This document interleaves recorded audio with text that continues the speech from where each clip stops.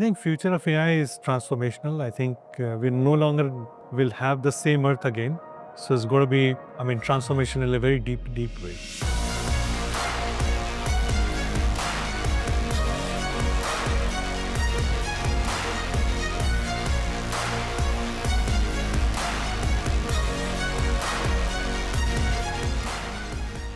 Futurization without humanization of technology is unsustainable. Humanity first approach to AI is something that we would have to adopt.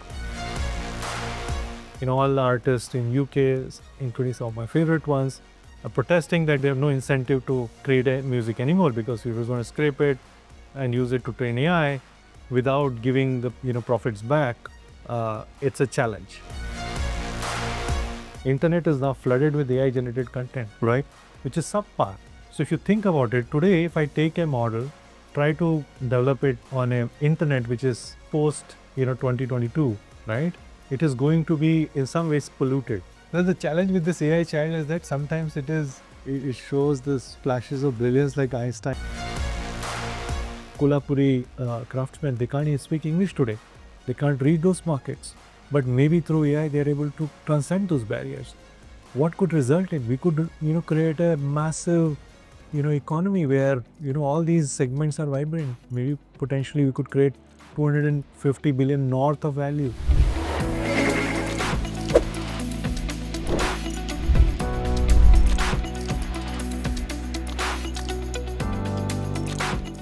All right, so let's dive in. Umakant, welcome to Clearing the Blur.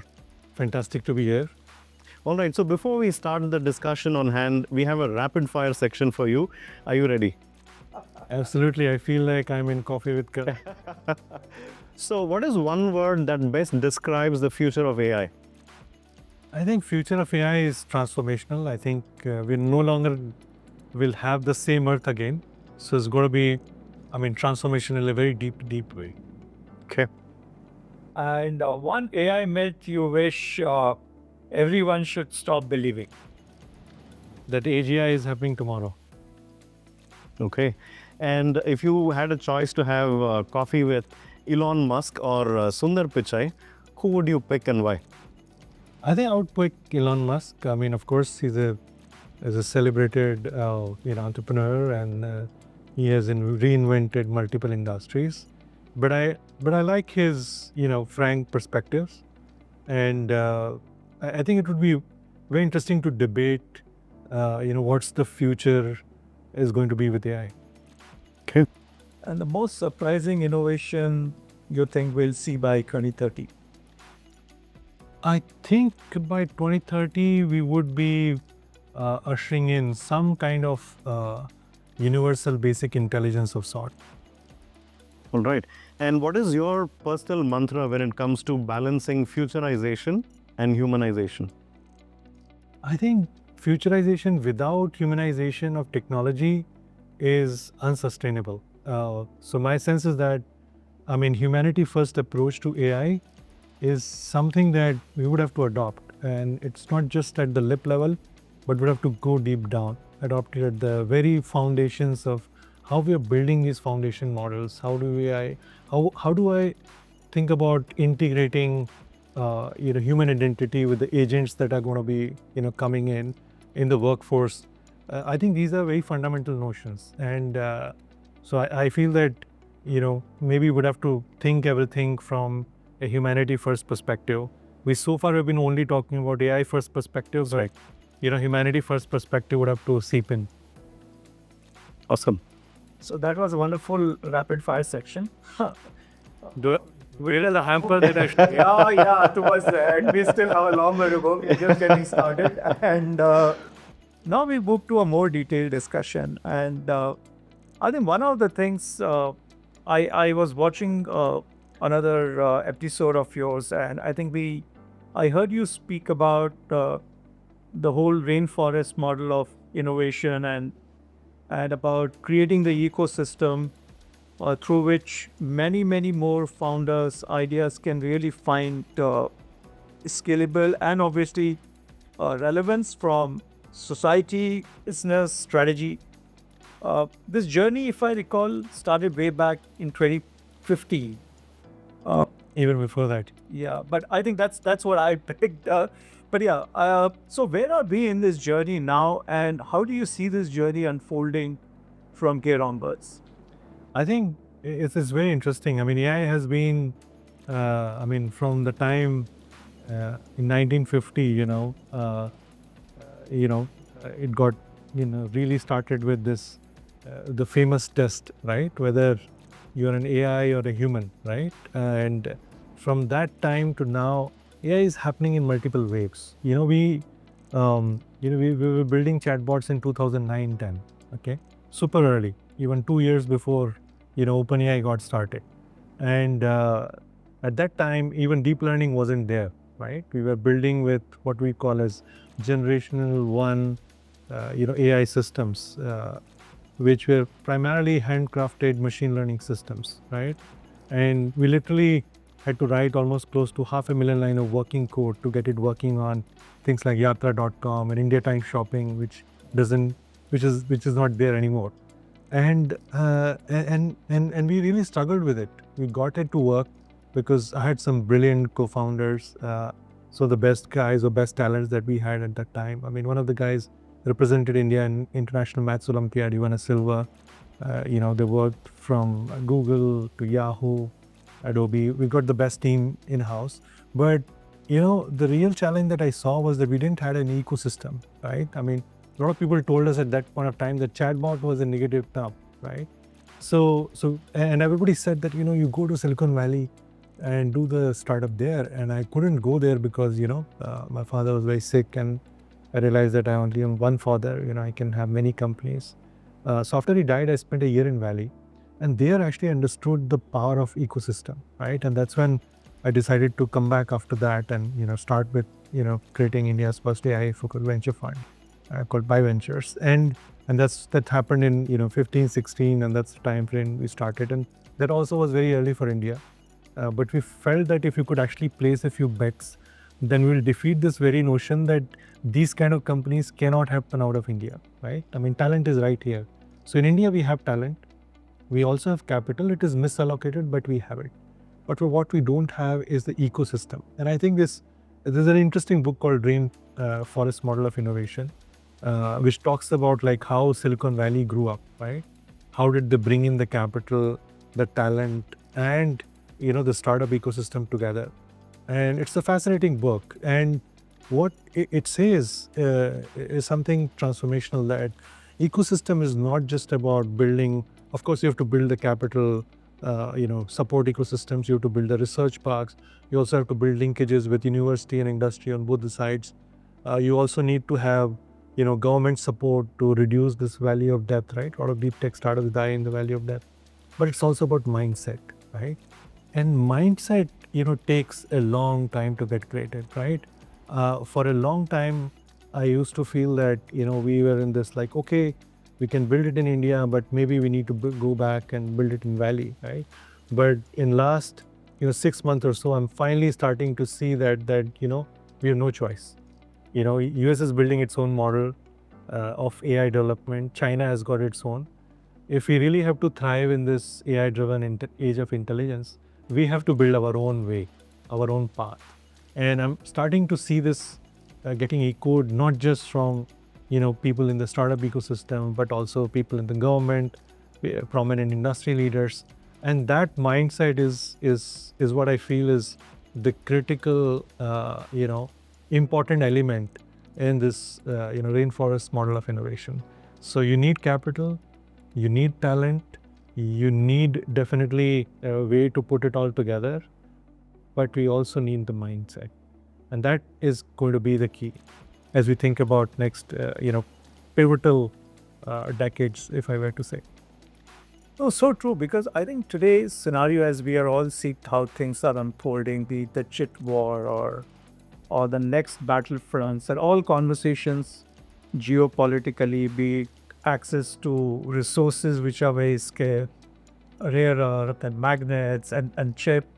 I think the future warfare or probably competition, in a better way, if I put it, uh, of getting the advantage has moved to the next frontier. And I think uh, when we talk about there is a China way and a US way, and I think some of our conversations we had prior to this, we kept saying that is there a third way?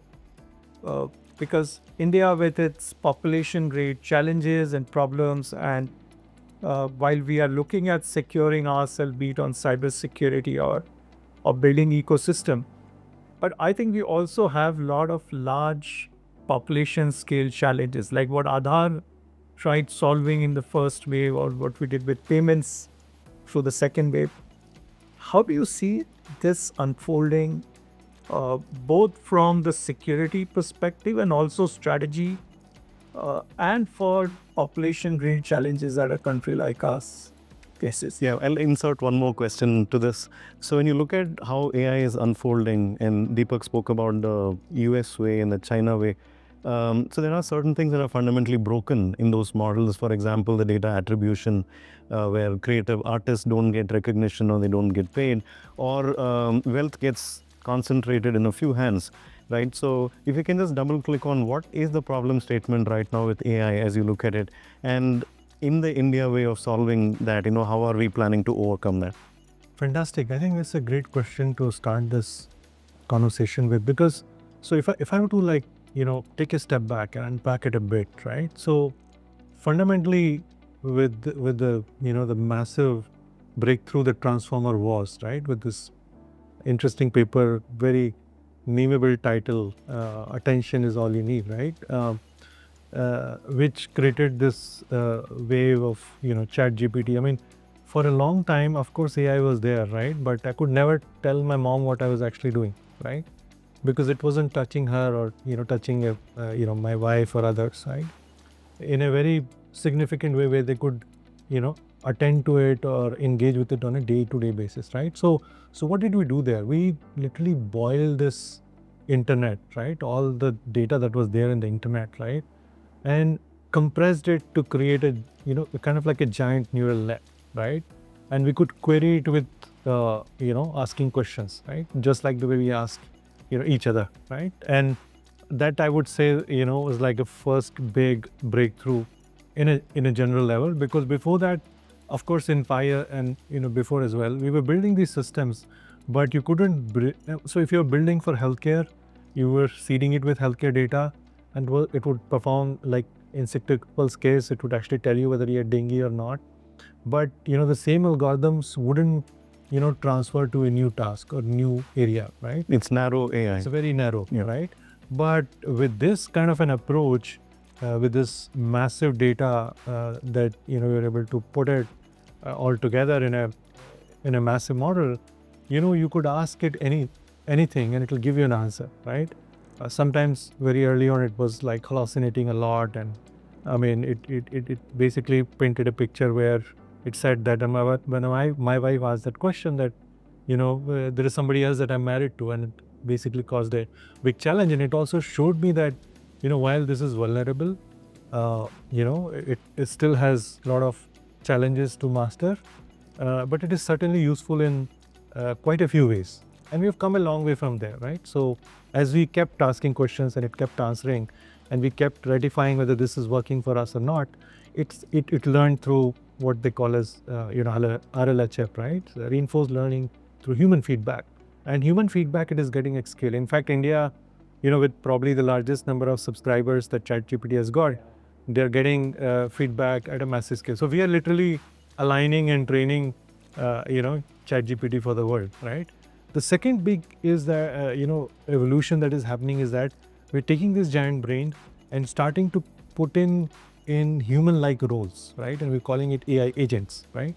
Now, agents are very different because unlike ChatGPT, which would respond only when you ask a question, this would do things on their own, right? So agents, I mean, if you've seen this very interesting movie called Matrix, right? Yeah. Big, quite famous during the time I was in college, 2099, 2001.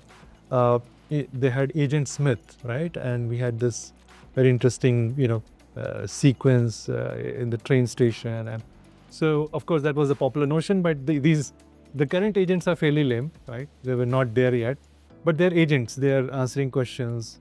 They're, resolving customer queries. they're taking issues in your supply chain, and they're taking care of cybersecurity in some areas, right? So we are seeing a lot of these agents emerge, right? Which basically is these foundation models wrapped around certain workflows, and of course it had to overcome certain limitations of LLMs that they don't have memory states and others, but they're starting to work decently well, right? The next big evolution is hopefully like when we will be able to make it work at scale, that we will take these agents and start putting them inside robots and general purpose robots, right? And we call it physical AI, right? So what would mean is that just like the way we're dealing with agents, we can deal with things around us, right? And that will be a kind of like a massive man-machine society of some sort, right? And of course, some people are starting to talk about artificial superintelligence and things that was probably earlier stuff of only movies, and that ASI would actually align itself, and maybe it would go beyond humanity. But still, I think we are not very clear as to what is the pathway that will take us there. Although there are a few startups which have raised money at decently large size valuations. But so these are the kind of like transitions that I see, right? Now in this, a few things are becoming critical and important, right? Like when the transition is happening from ChatGPT to Agentic AI, it's very important, as you mentioned, right? One is this data attribution, right? Like, all the artists in UK, including some of my favorite ones, are protesting that, they have no incentive to, create music anymore, because if you're going to scrape it and use it to train AI without giving the, profits back, it's a challenge, right? The second big challenge is that, of course, these AI, although, people like to talk about that, hey, we have artificial general intelligence and AGI is around the corner and everything, we still got some way to go, right? So what it means is that it is still going to make mistakes, it is still going to hallucinate, it is still going to be off in some of the scenarios, so you still need human in the loop, right? And what it also means in some cases is that put more responsibility on it without it having that real capability or real human-like capability. It could lead to scaling of bias, scaling of misinformation, and maybe in some cases even bigger consequences, right? Loss of human life, right? So it's very important that we somehow figure out a way to have this transition happening safely, right? Because unlike ChatGPT, which we had to prompt, so we always had that, whether we prompt it or not, these agents will work on it their own, and they will work on it own in a massive scale, right? So by 2030, we're going to have 7.5 billion people connected with these 30 billion of these intelligent machines, right? That's the future people are predicting. That means that we're going to have sizable number of machines which will have we are outnumbered already. Right? So it's important that we see this transition carefully, right? And that's where I feel that India, with a massive, we have the largest number of human brains, right? It would like more than we are more than China now, right? So in some sense, it's also a challenge, but it's also opportunity, because the data that we are all collecting all the time, right? It resides in our brains, right? So how do we create a system which can take that data and can go into AI so that it can make it more responsible, more safe, and much better, right? And I think that is going to be key. Maybe we need to figure out a way to link it with Aadhaar, right? Like just like the way in South India you have, your surname is your parents' name, right?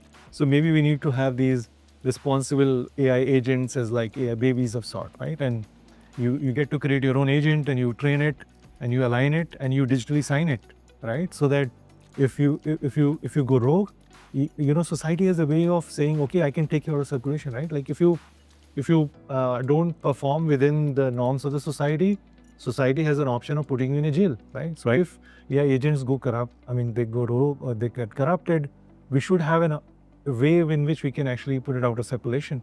So maybe India has a very interesting advantage that we actually have, 1.4 billion people with Aadhaar, so you actually have digitized identities, right, with which you can actually sign these things, right? So maybe if we create a playground and an ecosystem where we make it mandatory that you have to sign it with that, maybe that will actually create a very safe maybe ecosystem, and that ecosystem could actually prompt more trust to be had on AI, right? So it will allow that ecosystem may allow it to do more things, right?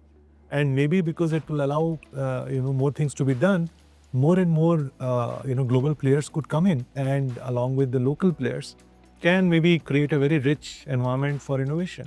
So maybe that could be a potential playground, or we're thinking about that as maybe that isn't the third way, as I talked about, right? So if I look at US is like, here are these big tech guys, right? And they have these systems, and you just keep going out and you have to optimize on profit, right?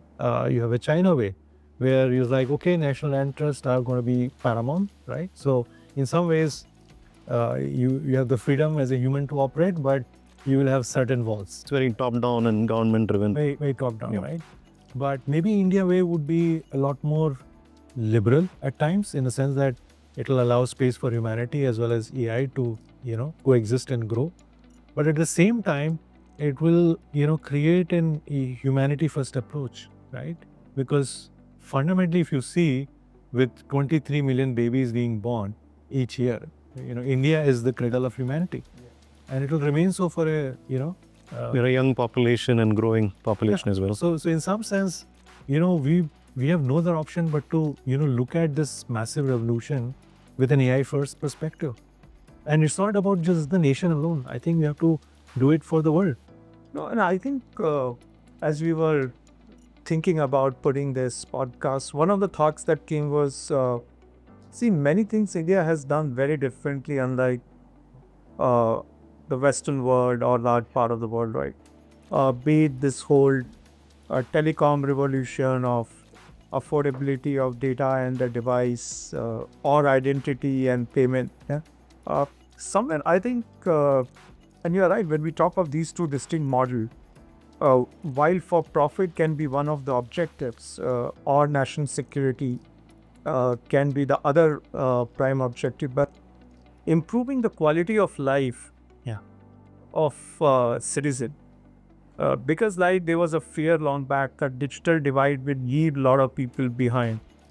Fortunately, now many of them have moved to smartphones and data, and those fears are not as true today as it was like 5-7 years back, right? I think a similar fear is getting expressed around this great AI divide between those who are building products, businesses, profit pools, getting revenue, versus those who probably will be left behind. But on the contrary, we're just thinking aloud: healthcare, education, overall quality of life, smart cities, vision. Eventually, whatever as a country we want to achieve, I believe AI has a very strong role in making those happen and leapfrog, just like we did on some of the other successes in the past.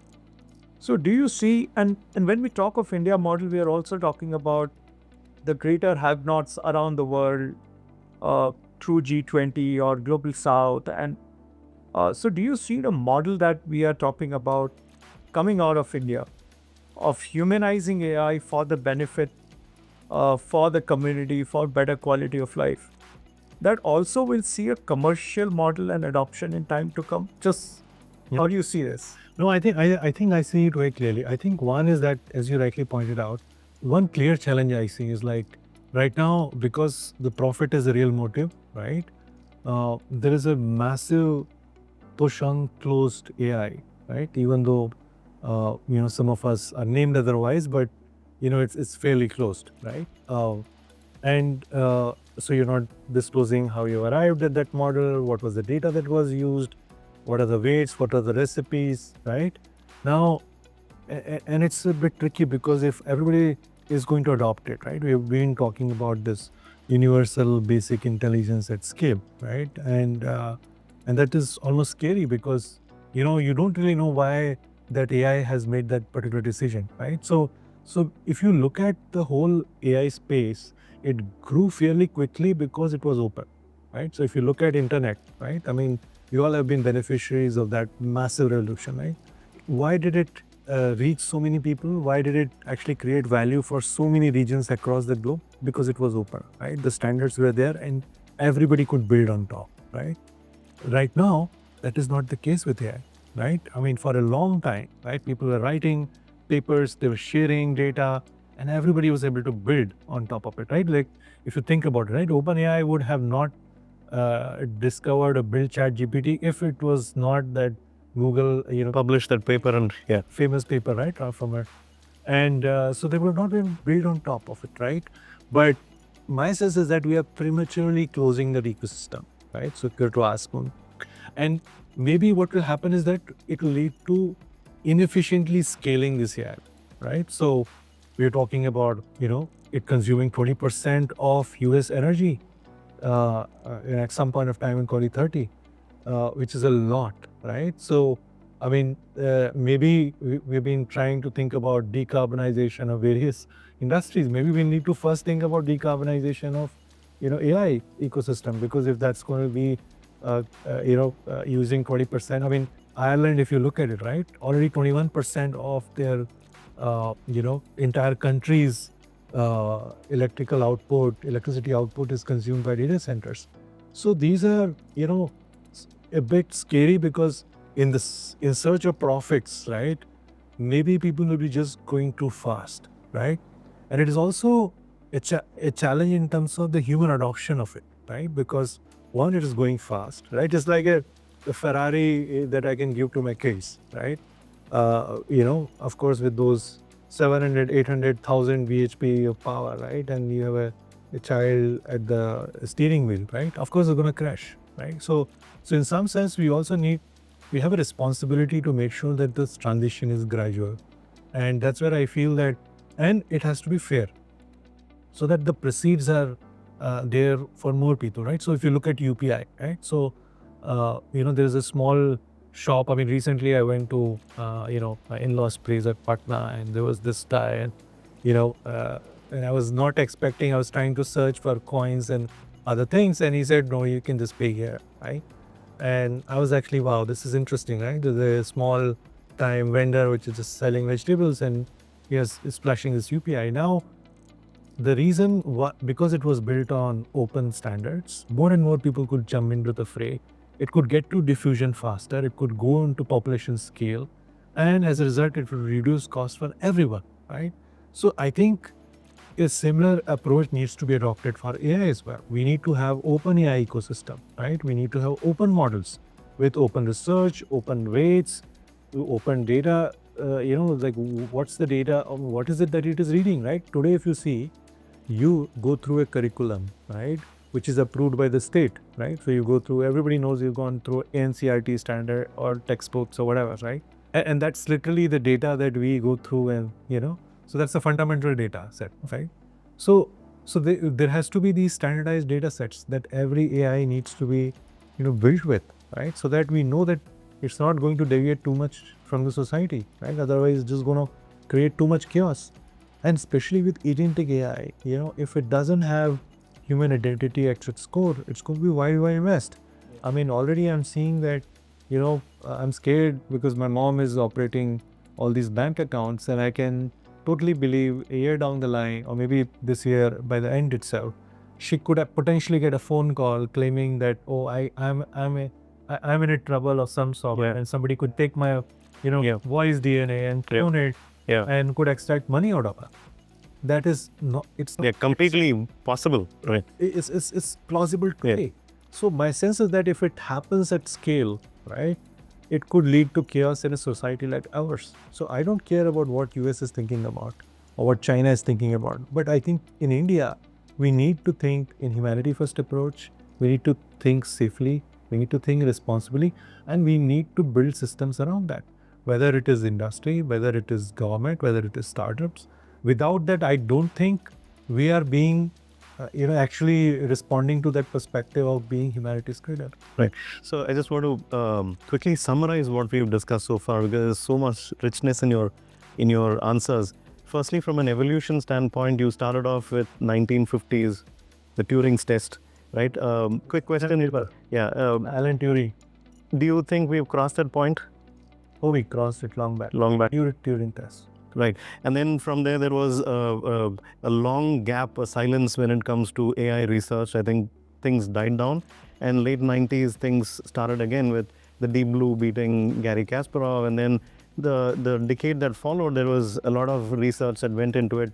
I think that coincided with a lot of data explosion that happened. We had machine learning models even earlier, but what we did not have is the amount of data, right? So we started training that data. Jeffrey Hinton's work came into play in machine learning and stuff like that.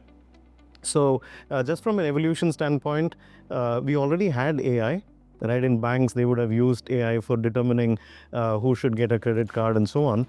But then November 2022 was a landmark when generative AI burst into the scene. Now, already we are talking about agentic AI, and I heard you say physical AI coming in next, where agents are packaged into a physical robot and they start doing physical things for us. And then we might look at AGI and maybe ASI later. Yeah. Or ASI. Is that sequence correct? And is that why you are saying AGI will not happen tomorrow, like what Sam Altman is claiming? I mean, who knows? Maybe GPT 5 or GPT 5 that they're claiming. But my sense is that so when we talk about AGI is artificial general intelligence. That means that it's an intelligence that generalizes really well across all sort of tasks, right? So while everybody is beating the same benchmarks really well, right? But it's the performance in everyday tasks that matters, right?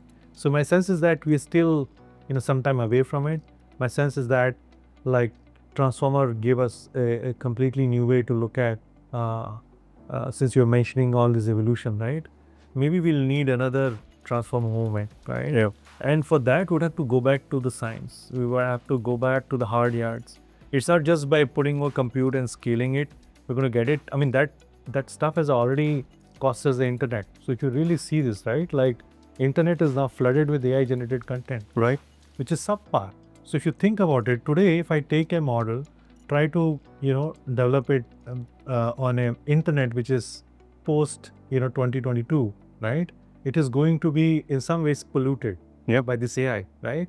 So every time I'm doing that with each, cycle, I'm actually reducing the cost of model. Yeah. And that's why the model collapse is happening. So if you look at Llama 4, it's very interesting. It was underwhelming for some reason. Yeah. I wasn't very impressed with ChatGPT 4.5 as well, right? So I don't know what they're doing because nobody is disclosing anything. Right. So from GPT 4 to 5 has taken a long time, and they're already saying the scaling of AI, probably we've hit the limit. We've hit the limit, and also because of the fact that the data, right? We've exhausted the data. In fact, we've killed the internet. We're killing the internet as we speak, right? Because there's less and less incentive for anybody to put any Original content. no content anymore. No, but now I think when they're saying this, killing the internet, agree.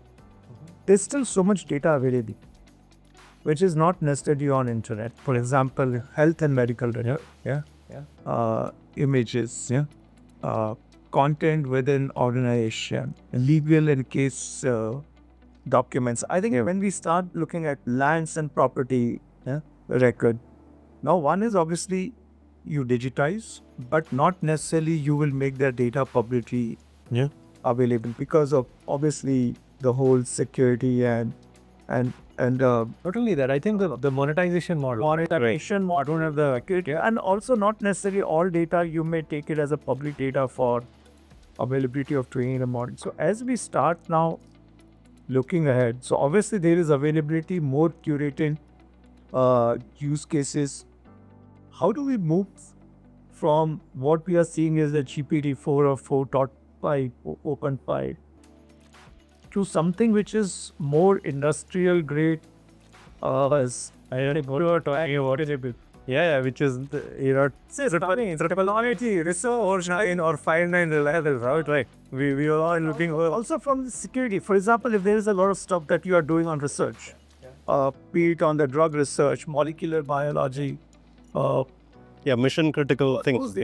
also firms will say these are proprietary data. This is a data that they have, and they just don't want to let go of data because you want to create meaningful output. So is there a thought in that direction? No, I think that's where with DEPA, I think it's very interesting that India actually has a really good story on techno-legal way in which it is approaching the data which could belong to enterprises, could belong to personal data, and how do we build a system which is actually potentially rewarding for both individuals and enterprises to contribute, because that's the only way you can actually build something which is sustainable. Yes, with internet, because I mean, of course, it was all created with everybody's contribution, right? I'm sure you would have written a blog post. I'm sure you would have contributed to it as well. We all have contributed, right? But then when we are using ChatGPT, you're in some ways paying for it as well, right? Yep. Which is kind of very strange, right? Like how was something that was free, now you're getting Yeah, we are feeding the thing and paying for it as well. paying for it as well, right? Which is a strange notion, right? But yeah, capitalism at its peak can make interesting things appear very plausible. But the next big wave has to be more sane, in the sense that it has to appeal to enterprises to share data, right? There has to be a monetization model around it, and then there has to be a techno-legal regulation supporting that kind of business model to emerge. And that's where I feel that actually India is well placed. If we can sort out all our other challenges, including GPUs and foundational infrastructure challenges, if we can go through that, this could be the place for the global innovators to come and build, especially for the next big evolution. If you're talking about the AGI, I think potentially for AGI, fundamental, there has to be a very robust, open ecosystem to be built, right? Which is verifiable, which is safe, which can potentially lead to, 999 or 499 reliability, right? That enterprises seek. It should be, so enterprises should be able to take it, tweak it as to how they can, best use it, not just use it through some API which they can't, they can hardly understand. And every time there is a new model, API breaks in a very interesting way.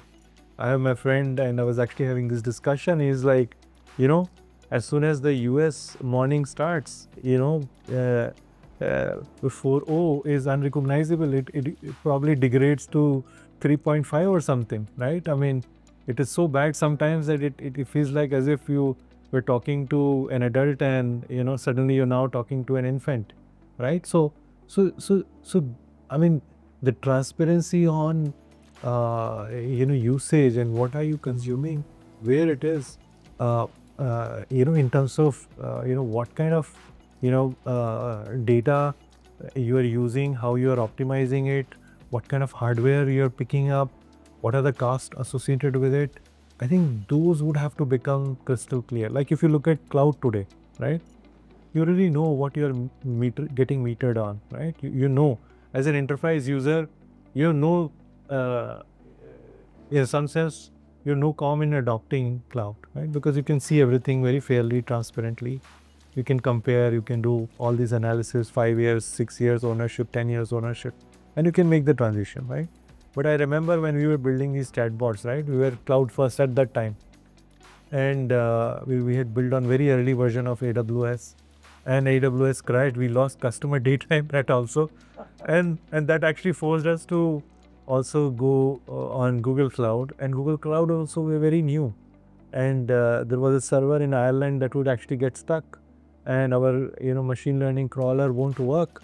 And then we literally had to go all the way to Larry and write that what kind of cloud is this, right? It doesn't behave like a cloud. So from there we have come a long way. So I think in some sense AI would also have to go through that maturity curve. Surely. I think very recently, a few days ago, Replit, the vibe coding platform, had an incident where somebody was trying something important with it, and Replit basically deleted the production database and lied about it, right? Yeah. So I'm sure a few years down the road, somebody is going to say, look what happened in the first generation of AI, and look where we have come. So I'm sure things will evolve from here on. Yeah, we in fact had an incident a month back, right, where ChatGPT went down for some time, and people were talking about brownouts, but I feel that's a bit racial.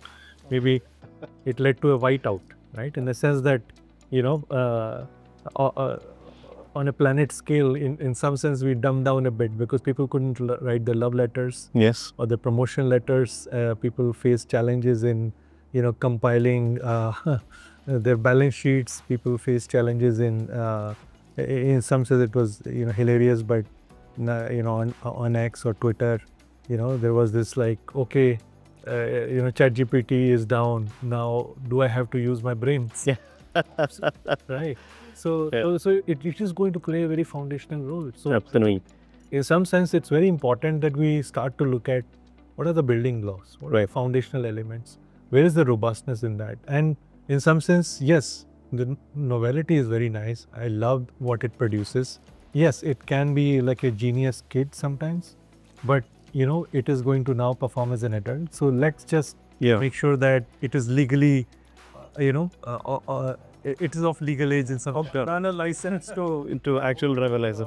So that reminded me of a point that Yuval Noah Harari, the author of *Sapiens*, he actually thinks of AI from the perspective of evolution of a child. Right? And so how in the early years of being a child, you're trained. This is blue, this is red. We went through that phase, and there comes a time when the child starts drawing a picture or writing a story. And as a parent, you look at it and say, wow, my child is now generating stuff, right? So that's generative AI. Maybe that child is now 7, 8 years old, 10 years old. I don't know. But what will happen when the child becomes a teenager, eventually grows up, and at some point, as most teenagers would do, look at the parent and say, you don't know enough. Yeah. Well, the challenge with this AI child is that sometimes it shows the splashes of brilliance like Einstein. So at one moment it is Einstein, next moment it is Right. So it's at PhD level in some math Olympiad. But yeah. yesterday I tried something, you know, can you count the number of R's in a particular word? And it is miscounting it. So that level of, I think, disparity in the outcome, right, makes it a little unreliable at this point in time. Massively. Yeah. So for accuracy, it's not there yet, but marketing folks tend to think, you know, hallucination is good because it gives you creative ideas. But so it's not a bug; it's a feature, is what they're saying. Maybe we have to rethink that sometimes AI can be on 420 or something like that, right? It may be having a few puffs of its own, but it is really challenging. I think when we're talking about, you know, areas where cost of error is very high, right? Like healthcare, right? Now, I certainly don't want ChatGPT to prescribe me or suggest me wrong kind of medicine, or, you know, maybe the wrong pathway, right? Or maybe because it could lead to loss of life, right? Or, you know, and it's already doing that, right? In case I was actually looking at, because the new models are, you know, really agree with you on anything, right? So there are people who are, you know, lost in these loops of, you know, delusional thoughts, and they're calling it AI bubble of a different sort, right? And it's challenging because, you know, here's a product or something which was not built for therapy, right? Recently, I went for a talk and I was actually asking how many people are using it for therapy or talk to and get. And the surprisingly, a large number of them raised their hand. And it is a bit tricky because it's not like you're talking to a friend. When you talk to a friend, they may listen to your bullshit, but they will, at the end of the day, they'll pull your leg and say, boss, you know, hello, come to reality, right? But this AI may not do that, right? So you could be in that, you know, loop. Caught in a bubble. Yeah. No, and you're right. I was watching at about 22% of use cases on some of these AI engines are on the clinical psychology now globally. It is people are relying more on AI for sharing their situations, stress. Yeah, but it is not trained for that. So it's not trained. But you know, we have one company that we actually had supported called Vyasa, which is actually the largest mental health chatbot platform in the world, with 650 million conversations on the platform. Right now, it went through clinical validation. Right, it went through. So that basically you talk to a sympathetic AI listener, and then it gets you to a real human to talk to. Right, and they have now 60% of the traffic coming from US and Europe. That's why it's called Vyasa. It was Receive Vyasa, right? That's how they started. But they went through strict, you know, protocols. You know, they went through so much examination. So they're working with NHS in UK, right? They're working through 6 insurance companies in US, right? So while they went through a fully structured process, right, and they have been validated by the regulators, this kind of AI is not, right? And I don't know what. So in some sense, right, like we have polluted internet, we are still underestimating how we are polluting the brains in a massive way. Yeah. And that's a vicious loop as well. It's a vicious loop because the same brain is then going to produce outputs, which is going to become a training data for your AI. That's why I feel that, if we are going to prematurely scale AI, that is not like really something. Like, I can understand if you are Sam Altman, you raised $40 billion, world, They want results. shoes, right? Venture capital, yes, of course. You basically have to, floor the pedal and, just go as fast as you can. You have to build. I mean, I'm like, yeah, but like, really, I can understand that your infrastructure you need to build, but are we building with the right values? Are we building it sustainably? Are we, verifying it properly? Are we building with an open mindset, right? Right. I think those are very important questions. Sure. And we all have to, as a responsibility to ask, because I'm sure I have 2 kids.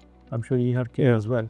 And definitely I don't want them to leave the same way that you have left the internet. Right. So I just want to double click on that a little bit, right? Just extending this parenting and AI child kind of a metaphor. One of the things that we need to do is, teach the right values and all of that, and that probably is not in our control right now. So how do we put the guardrails around this, right? And you also spoke about the concept of identity, right, being central to the India model of AI. So how do you marry the two things together? So if I'm training a model like the surname thing that you were talking about, so maybe my reputation is attached to what I'm doing, and maybe monetization can happen because it's my model and it's doing something out there. So can you elaborate on the importance of identity? And one reason why that's struck a chord with me is early days of social media, where anonymity was a thing. It was a wild west. Until we were able to pin a person to the identity, things became a little saner. It's not completely sane yet, but it became a little better, a little regulated. Is that something that we are going after here as well? Yeah. If you absolutely right. If you look at all the e-commerce, it could evolve because finally you're able to log in with username and password. And then, so internet became personal with that perspective, right?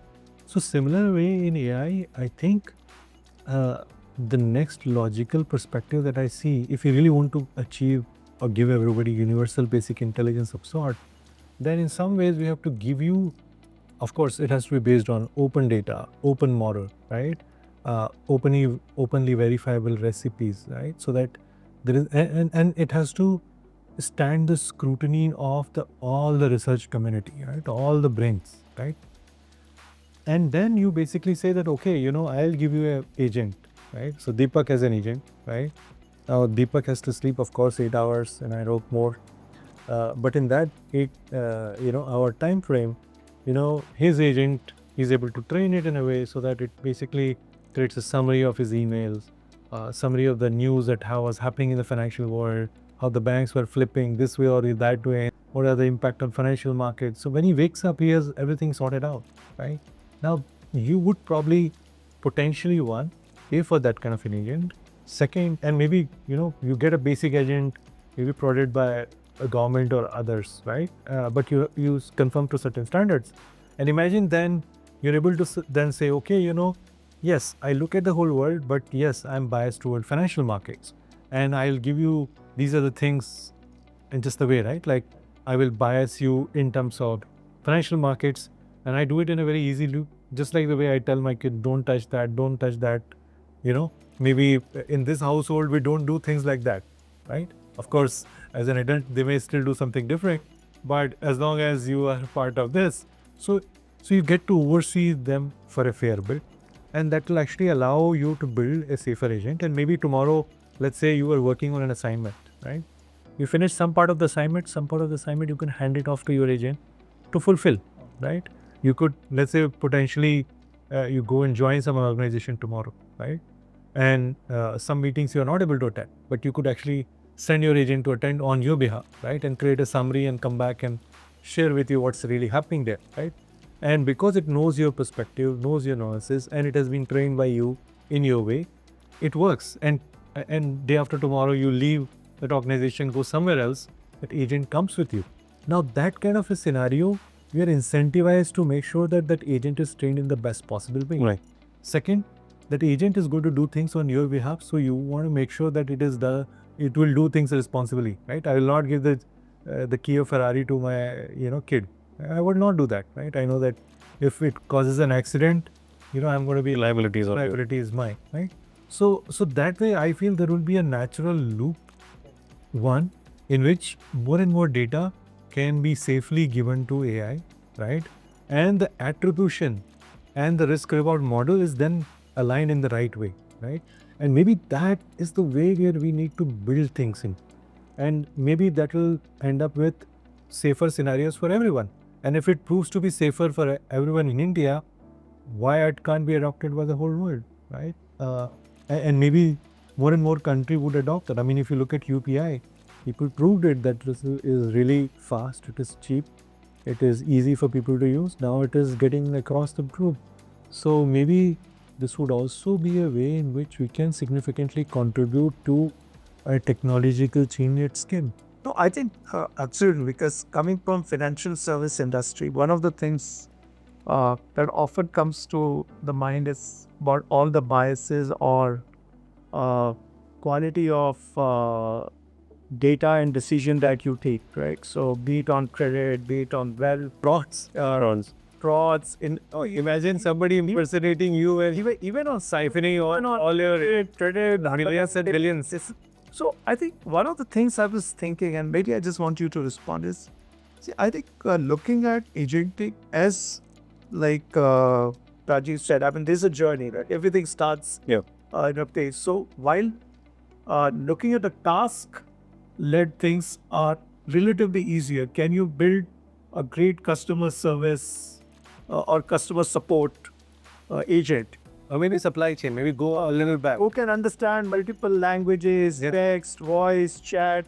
So today the operator, the human in the loop or something. So I think things like those, all like assistant, secretaries, people who or operations, stuff where the task is defined, it's repeatable.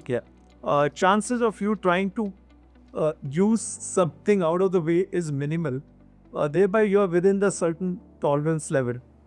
But I think as we move ahead, that's be it clinical psychology that we were talking about, or legal, or doctors. I mean, things where you are using a fair amount of judgment. Even say a wealth manager or your investment advisor. Do you see that each one over a period of time will, like you were talking, will have their own signature to say, these are the things, it's an extension of me. So if the decision or recommendation is wrong, somebody is still willing to it's your reputation and risk. to take that underwriting. So there's a legal board by, say, one of the well-renowned lawyer. He or she is accountable for every single data algorithm that has gone to trade, underwriting whatever is the outcome of that. Or if I'm a wealth manager and I'm recommending you, basis your risk profile, your asset allocation, that what kind of investments should you be making, you can still hold me as a human accountable. Because that's where my conversations with regulators and it comes back to that, who's that human? And I think that's what Rajiv, when he mentioned, because our social identifiers, right? I think these are important, that why you want more, but you do not want somebody to let go of the hook too, right? So do you see a model like this becoming more realistic? An accountability model, I guess. No, I think it's going to be incredibly important that we evolve a model like that and get it adopted at scale. And maybe that's where the diffusion story, because you could actually get it adopted by 1.4 billion people, it becomes a standard. And maybe that will become the best way or best approach for everybody else, right? So maybe we need to do that. Maybe we need to, make it a, all our regulations and other things aligned to that, right? We would have to insist on signing off with human identity, right? So like within the law, or, I mean, within the scope of your things, yes, you personally are, I mean, liable if you're acting in a personal capacity. If you're acting on behalf of the company, then in some cases, if you are belonging to the company, you're performing as a lawyer for, from that firm, yes, the liability rests with the company. But of course, if you go ahead and commit a fraud, which is beyond the legal boundaries of that firm, then there is a civil liability, and then you personally are liable. So I think these liability chains are going to be incredibly important, because if you need to have a trusted ecosystem at scale, I mean, that's the difference we were talking about, right? Like AI is turning from a baby to adult. You have to go through this maturation cycle, right? Of course, it's a genius kid. It has demonstrated that it can repeat the numbers of pi to nth decimal points after that. But yes, when it comes to everyday tasks, things that other humans depend upon or work in, I think it has to have that human element in the loop. Sure. Without that, it's a fundamental model that's actually broken. Right. So we spoke about data a lot so far, right? Which is an essential ingredient for AI. Now shifting the focus to compute, right? I think we touched upon on that a bit. Can you speak about India's compute capability now? I know a lot is being done there, and I looked at some of the early numbers. I'm not sure if I've read the right numbers. India seems to have about 18,000 GPUs. I mean, sure. I mean, I think, there are a few startup labs in US which actually have more GPUs. A million is what Grok has got. So I was thinking, what does it take for us to scale and that kind of? Maybe, that also could be a blessing in disguise. Maybe we need to put our bets on more efficient, or maybe different kind of, AI hardware. Maybe we need to look at neuromorphic chips. Maybe we need to look at, of course, India has this quantum mission. Maybe we need to double down on that and accelerate some of that thing. But my sense is that, yeah, it's a bit tricky, the geopolitical situation, the way it is. US is kind of like prioritizing, the GPU usage by their own country. I mean, I think if I were US, I would probably do the same. But in some sense, just China is demonstrating that they're actually putting things on a different, kind of compute infrastructure. Maybe the opportunity is there for us to innovate and come up with a different hardware ecosystem altogether. Because we have no legacy. Maybe The leapfrog that Deepak was talking about. I mean, we have never progressed linearly anyway. Right. We leapfrogged from going from Landlines to wireless, right, with 3G, 4G. We leapfrogged from cash to UPI, right? Yeah. So maybe the early mover thing is not for India. We wait and watch and see, what's the best thing to do. or whatever we are left with it, we have to come up with something out of that. At times, I agree. I mean, having lack of something gets you to innovate or think. Yeah. If you look at ISRO, right, it's a passing example. Yeah, the mission to Mars. How Structures of this and progress on this, because we all realize that there has to be another path, right? We said third way. What is the third way here? yeah. So I mean, like if you look at from ancient literature, there's always three ways, right? So my sense is that humanity first way is the most natural, obvious answer, and I think you cannot have AI evolve through human society. See, US approach is interesting. It's like, okay, just get to ASI fastest, right? And it's an arms race at the moment. And I was like, yeah, it's a race. I mean, I'm like, yes, I mean, it's a race, but we also need to make sure that we are running towards the right objective, right outcome. So I mean, so if you look at it, right, we've been around more than 5,000 years, right? In some sense, even the thali that you eat in, right, is very sustainable, right? It is ecologically sustainable. It is, food value wise, it is very sustainable. In terms of, how it uses the regional cuisines or whatever is available, it is sustainable, right? So in some sense, it's carbon sustainable also, right? So if I look at from that perspective, US, of course, they specialize in move fast, break things, and sometimes it produces great output, right? But I think from our side, we have to evolve from this sustainable base, right? Whatever we do, we feel that it should be sustainable for not just a few years, right? Of course, Elon Musk wants everyone to go to Mars, but Mars is a dead planet. I mean, we are not going to find this blue peridot, as Carl Sagan talked about, right? It's incredibly hard to find another one, right? Maybe we'll be able to see another internet, yes, after maybe a cognitive internet that will have, human science stuff, and where we can differentiate very clearly between AI output and human output. But it is incredibly hard for us, and of course, I don't doubt, Elon Musk, capabilities as an entrepreneur, but I think it's incredibly hard for even a person of his perspective and nature to recreate another Earth, right? It's incredibly hard, right? So my sense is that, we would have to take baby steps, right, in creating this kind of a model.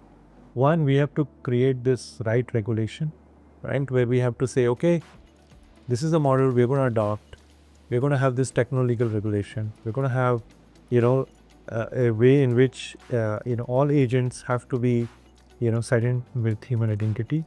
And this is the loop everybody has to follow. Second, we would have to incentivize more and more players to create open systems, right? Open data, open weights, open research recipes, and we would have to create an incentive structure that rewards those models. Right now, the venture funds and the people around the globe are rewarding the profit-seeking models first. Yes, you want to get the maximum juice out of AI fastest, but maybe that may not be the most optimal approach for us. So maybe we need to incentivize a different kind of model. Maybe we need to, instead of saying, oh, maybe we need to adopt a more cooperative kind of a model, right? Everybody is a contributor, everybody is a stakeholder, right? Every person who's providing data. So if you create this kind of a loop, right, where you create your own agent and then you give your data to it and it becomes stronger, in some sense, it's a more cooperative approach, right? It's a more community-driven approach, right? So maybe we need to adopt that model, right? So the economic model itself. Adopt the Amul model. Amul model, or the whole creator economy, the YouTube or TikTok, right? Everybody is consuming and contributing, and then there is and you have to just make it fresh and let it compensates for what you bring on the table. So, and you have to make it frictionless, right? So that it's easy for you to, and not just for people who are creating it, but also for regulators, right? So regulators need to see where these agents are going wrong, what needs to be put out, what needs to stay in, right?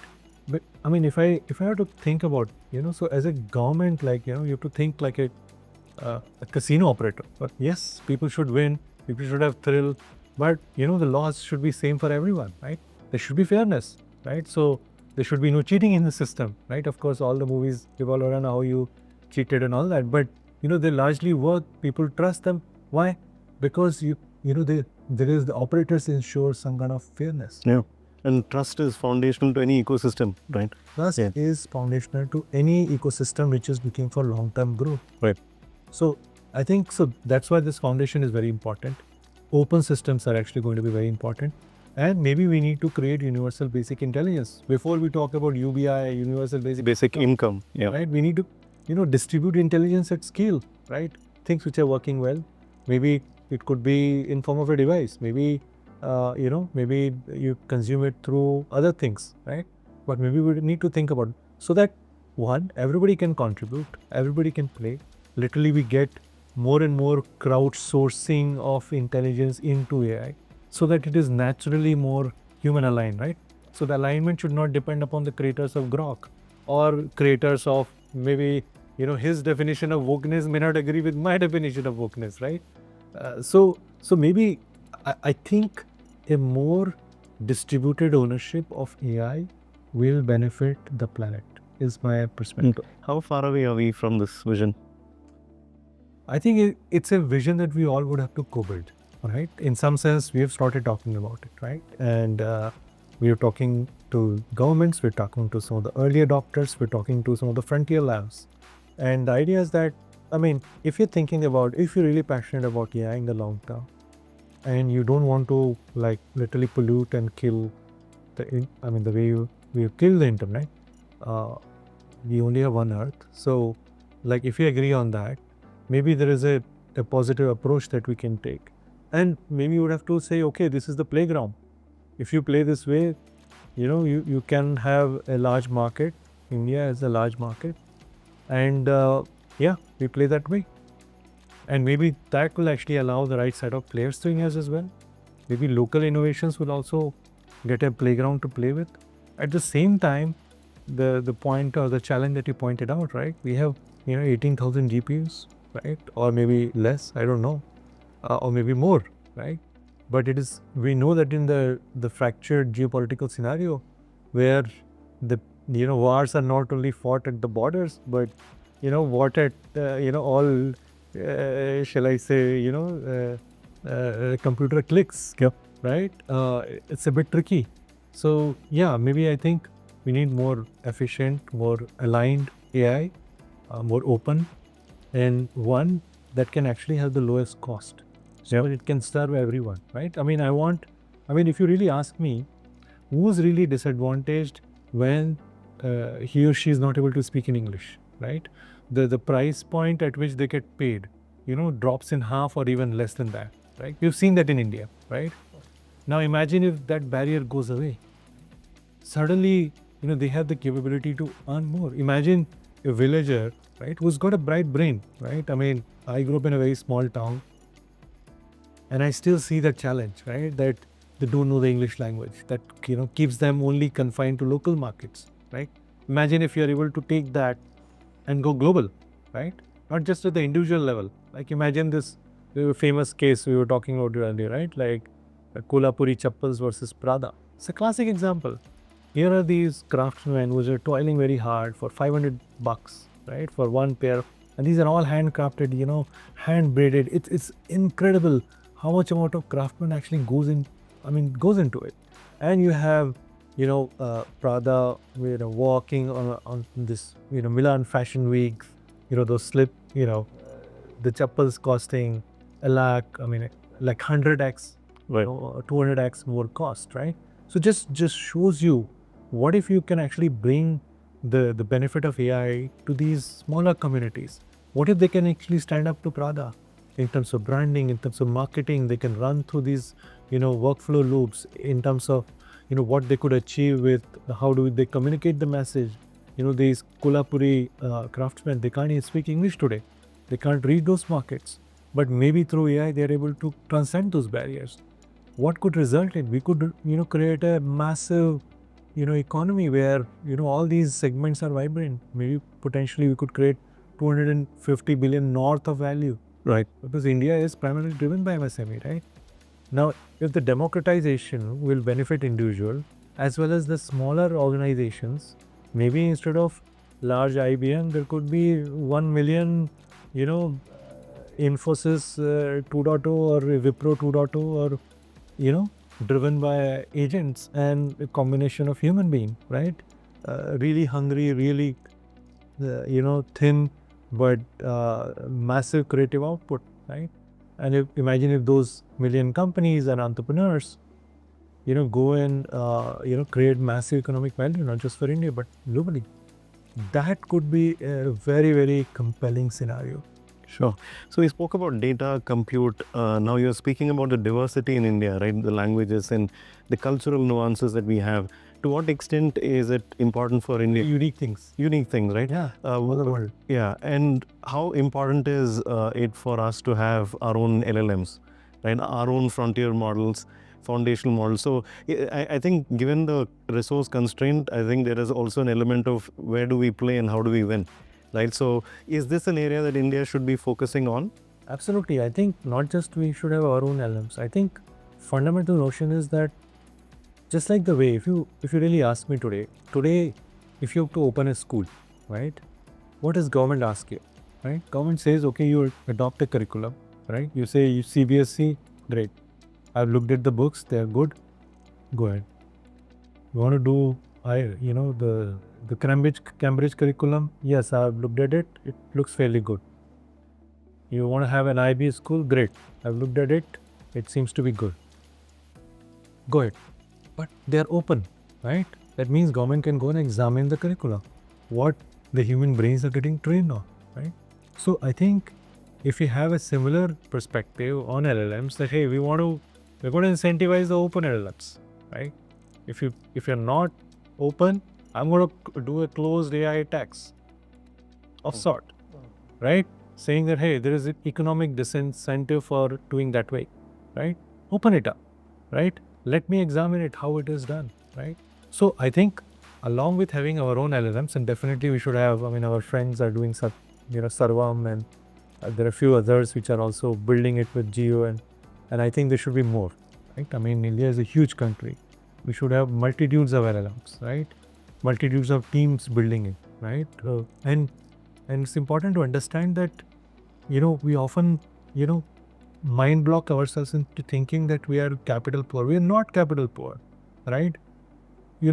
Figure out how much it costs for you to put up a steel plant or a chip fab, right? See, these LLMs are like chip fabs, right?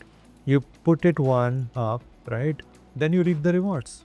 And more people use it, the economics of scales come in and the costs come down, right? So the reason people think, oh, I mean, 30, 40, half a billion is not expensive for India. We are what? North of 4 trillion economy now, right? I mean, close to that. So in that sense, it's a fraction, but it's going to be very influential. So I think we have to take a few bets. Maybe all the billionaires need to come together and say, okay, we're going to create more teams. I mean, more diversity. Like if you think about it, right? Today, I don't hire only one kind of employee, right? I hire multiple kinds of employees, right? Some are coming from, IBs. Some of them are, IGCSC. Some of them are from state board. I came from a state board. CBSE board, of course. So the diversity actually promotes greater output. So my sense is that we would have to have similar kind of LLMs. Some are big, some are small, some are, trained on this data, some are trained on that data. But as long as the data is open and I can verify the recipe and I can make sure that the data which was trained on doesn't have, biases of extreme sort which will endanger my, society. Yeah, great, come and play. And that will actually allow us to build innovations on top. And if we can sort of incentivize creation of the hardware ecosystem in a way, maybe neuromorphic, maybe new kind of architectures, that we aim for the lowest cost of AI action, right? So whether you're prompting, whether you're doing agentic AI, right? Like the way we do, like if you make a phone call in India, it's the cheapest in the world. Yeah. It's incredible work that, Mukesh Bhai at Jio, they've done an incredible job, right? The data costs in India, they're the lowest in the world, right? What does it do? It allows a poor farmer, a laborer, a person who's probably at the bottom of most part of the pyramid to actually have access to a much wider, information, right? Now imagine if we are able to do the same for everyone, right? It will lead to a massive economic opportunity for everyone, a massive opportunity for change, still preserving the safety and the sustainability that we have enjoyed for over the years. So I think India's advantage, and I agree, be it our payment systems, telecom, if we can build at a scale where the unit economics. I mean, rollout of telecom wasn't cheap. Yeah. But we did it once. Yeah. But Then you got the reward. Yeah, but also like the data point that India is the largest user of even ChatGPT, right? So we know that consumers are there, industry and use cases or problems to be solved are there. I think what we need definitely is the unit economics to build and obviously educate and trade. Because that's also, We have to do it fast. Yeah. So how much time do we have? We don't have much time. I mean, if you look at it, we've already killed the internet in some sense, right? We made it polluted. It's super hard, right? So you have to go back to pre-2022 to have some sanity in terms of that. So in that way, I feel that we don't have much time. We really need to accelerate people who are building these innovations. With all, I mean, I think in India AI mission, they've done an incredible job. They're so hardworking. They're working with a lot of constraint. I can understand, GPU shortage, chip wars, everything is happening at the same time. So there is scheme of bringing the lowest cost of compute for everyone. I think it's a great model. I just hope that it gets accelerated, and everybody's able to build on that. The second part that I see is that if you're able to create the right infrastructure, right?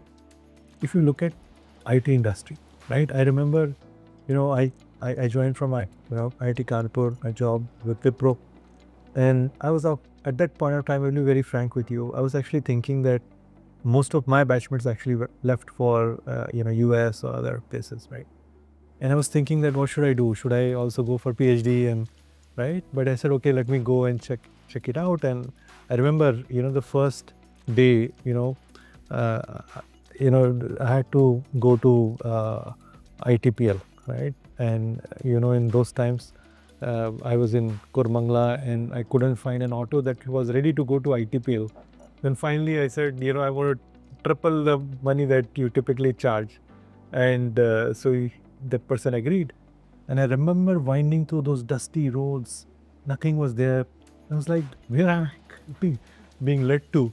And finally, I come across this massively, and it was newly built at that time, gleaming. Like, so you go through these dusty bylanes of Bangalore and you suddenly see this futuristic looking ITPL in front of you, right? Yeah. So, and within that universe, it was very interesting because everything was sorted, right?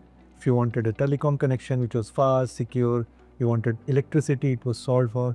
So I think, IT revolution happened because, government created the infrastructure together with the private, companies, made it available for everybody to use, right? So I think in this revolution also, maybe we need to create these AI cities where, within that, you sort of like insulate them from chaos and also allow them to experiment, in that limited way.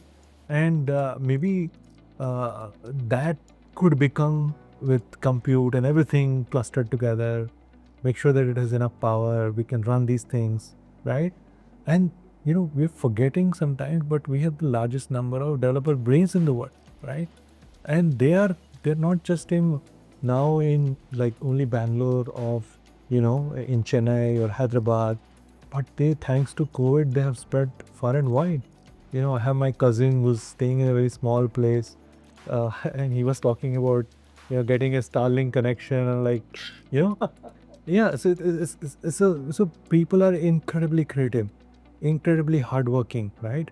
What do they need? They need the infrastructure support. I think like GPUs, if we can create this model of how these AI cities will be built, how we will make sure that they'll have mixed zoning. You don't have to travel to 2.5 hours to land up in a place to work, but you just like come out, because see, these now are not industrial zones. These are not really polluting industries. So all those zoning laws that were defined in industrial era, they're all extinct, right? So you should actually have a mixed housing where you can work, you can live within walking distance, and maybe we need to innovate there.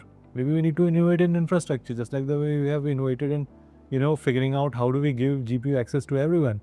Maybe we need to like some of my friends were working on open science models, right? Saying that how can we enable open science model and the infrastructure to be had for everybody who's researching in it, right? So it doesn't matter whether you're in IIT or you are a researcher in a small university, you have a stack on which you can run experiments, right? Because see, it's the opportunity is immense, right? So imagine this, right? Like AlphaFold, showed us that what you could do through experimental setups in terms of unfolding of protein, right? So AlphaFold, is a massive improvement by DeepMind, right?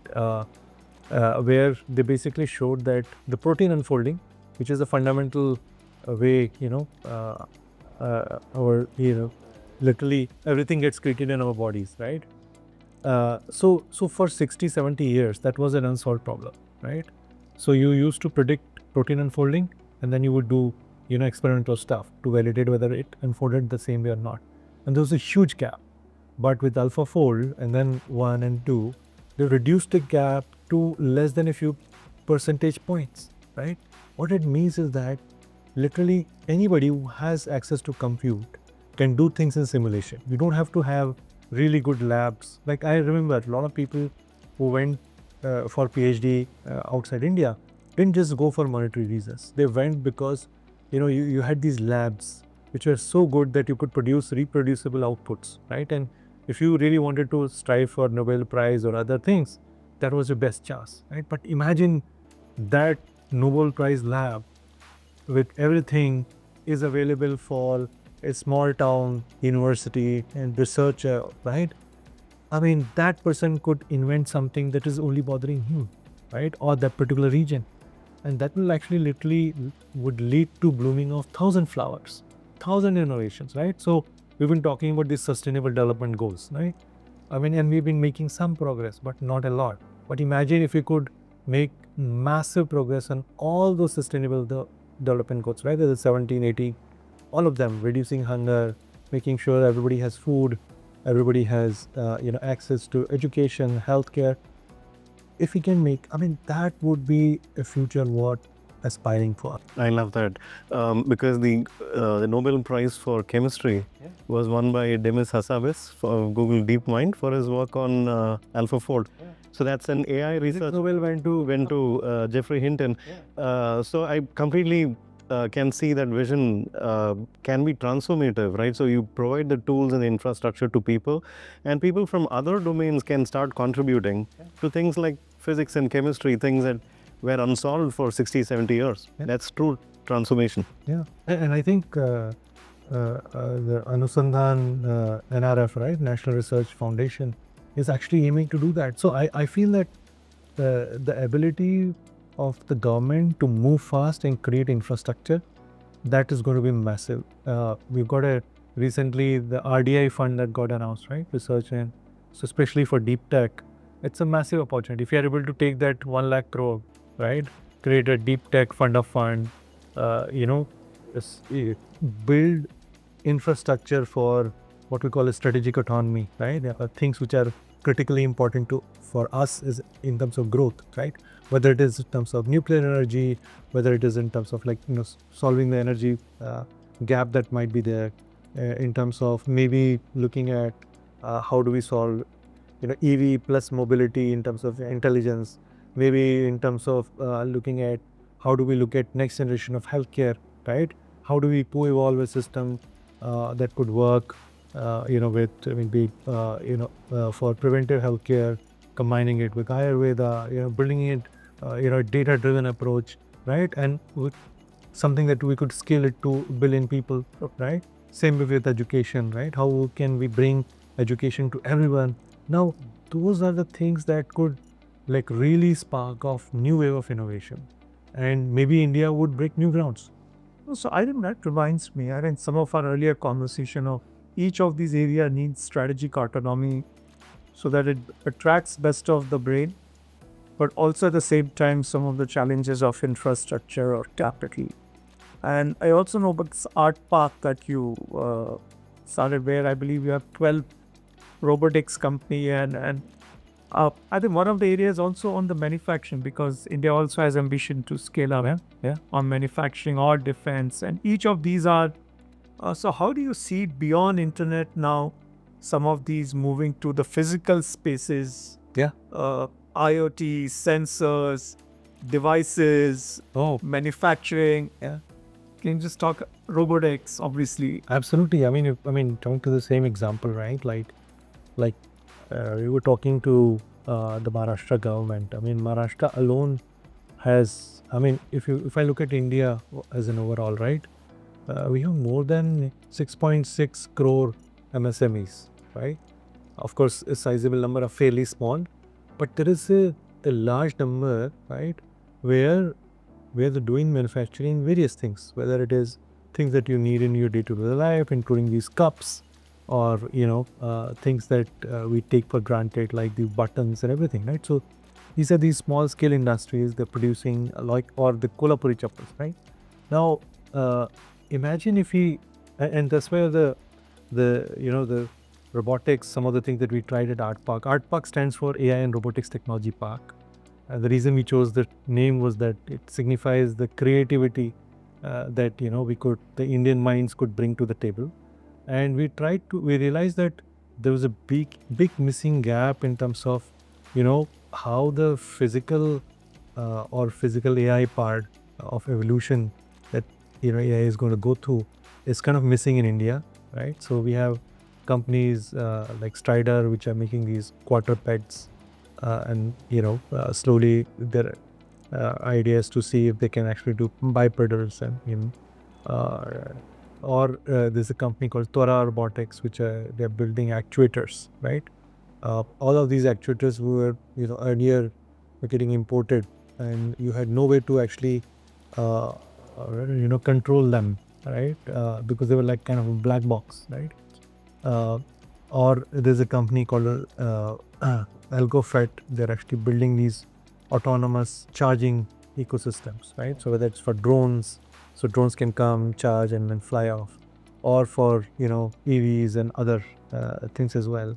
Or there are these large drone companies, right? So Commodoro, a very interesting company. They're building these logistic drones, right, which are large and that go for a long distance. So they are very unique problems that are there in India, and for a long time, even in the investing world and the technology world in India, people used to say hardware is hard. It is so true. But I think if we if we can build an ecosystem for it, there's incredible amount of talent that we could see. So a lot of these companies, they were actually research projects or small research projects inside Institute of Science and some of the other leading institutions. And we were able to incentivize the researchers to come out and create these companies. And it was a learning experience for me as well, because normally in India, a lot of these innovators would remain researchers, right? They were great at publishing papers and they would remain publishing papers, and they were really publishing good papers, right?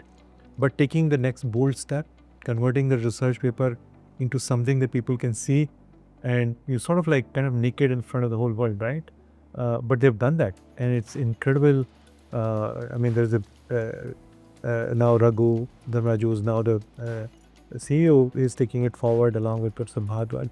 It's incredible that we are seeing this wave of Indian innovators, which were researchers, and now creating this new wave of robotics applications, robotic platforms, and there are drones which are autonomously flying, from propellers to chips that can command these drones. I mean, all of them are actually getting produced in India, in ARTPARK, and it's fantastic to see how it can be done. So, and that's where we now are thinking about that. Okay, can we take the next big step? Because each of these innovations, whether it is for MSMEs, whether it is for things that will allow us to scale in healthcare, that will allow us to scale in maybe mobility, we have to move 1.4 billion people, right? And that is like there's nobody else in the world who's doing that, right? So it's a great opportunity. Also, it's a big challenge that maybe we can come up with a new way, right? Maybe we could build that ecosystem, and there is no shortage of talent in India. We have people who are expert at understanding any complex thing, breaking it down, researching it, coming up with something new. There is no shortage of capital either, right? Government has been phenomenal. In fact, there's $1.75 billion of money allocated in growing this AI research and innovation ecosystem, with two large missions by Government of India. National Mission on Interdisciplinary Cyber Physical Systems, which is $500 million, and that's how ARTPARK came up, thanks to support of DST and other stakeholders, including Ministry of Heavy Industries and Government of Karnataka. India AI mission, which is led by METI, they've been doing phenomenal work. Now there is a quantum mission as well, and so I feel that with these right incentive structures, there's no shortage of capital, right? With RDI fund, I think with these deep tech fund of fund, we're going to have enough risk capital in play, right? What is equally important to understand is that when the talent is there, I mean, Andres Kalpathy is talking about software 3.0, right? So when I started my career, we were all working in software 1.0, right? We were understanding things and then codifying them, right? In terms of code, if, else, loop, and other things, right? Then move to that, oh, you take this data and trail the neural nets, right? Now you're prompting, right? So there's a massive shift, and I can see that there are interesting headlines that we are seeing that, Infosys or TCS, they're thinking about how do they, cope with the new wave that's coming in. TCS announced 12,000 people to be laid off, right? So my sense is that, yes, the nature of job is going to change. Maybe the nature of companies that might come up might also change. I mean, these 12,000 people actually have a unique opportunity. I feel that we are going to see, just like the way small MSMEs leveraging AI to punch above their weight, we're going to see these maybe 1 million Infosys and TCS be born.